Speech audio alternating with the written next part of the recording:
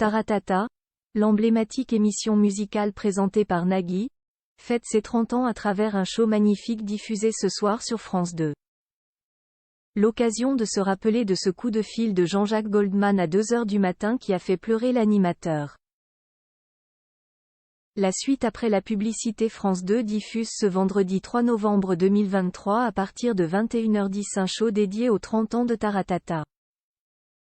Nagui, l'animateur de cette émission phare, a pu compter sur la présence de plus de 80 artistes, tels qu'Ed Sheeran, Véronique Sanson ou encore Bernard Lavilliers, pour ce concert événement. Celui qui était récemment ému dans Quotidien en évoquant son enfance n'aura toutefois pas pu compter sur la présence de Jean-Jacques Goldman. Il avait dévoilé pour Télé 7 jours l'étonnante réponse du musicien, lorsqu'il lui a demandé de participer à cet événement. 30 ans, ce n'est pas un vrai anniversaire, mais 5 ans, oui. La présence de Jean-Jacques Goldman aurait pourtant été logique, puisqu'il a en quelque sorte sauvé l'émission lorsque celle-ci a été lancée.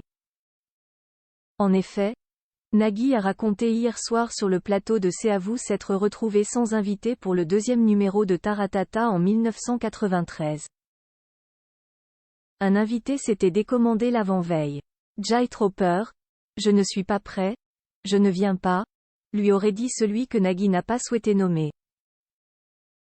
Ne sachant pas quoi faire, c'est vers Jean-Jacques Goldman que le mari de Mélanie Page s'est tourné.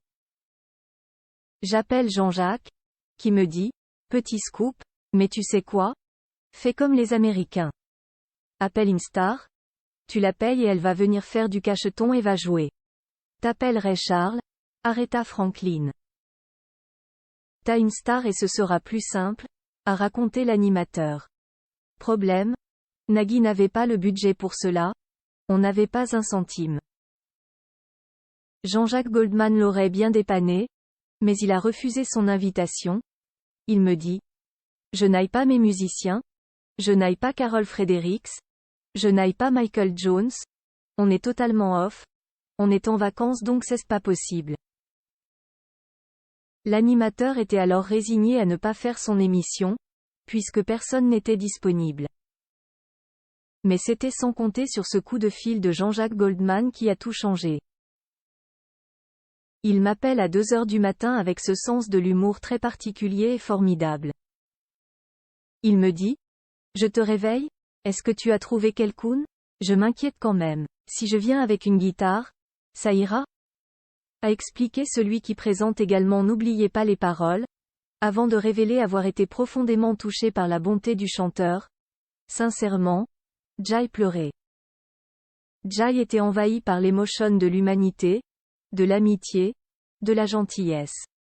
Je me sentais sauvé et Jay chialait comme une M*RDE, mais j'assume. Une belle histoire. La suite après la publicité. La suite après la publicité.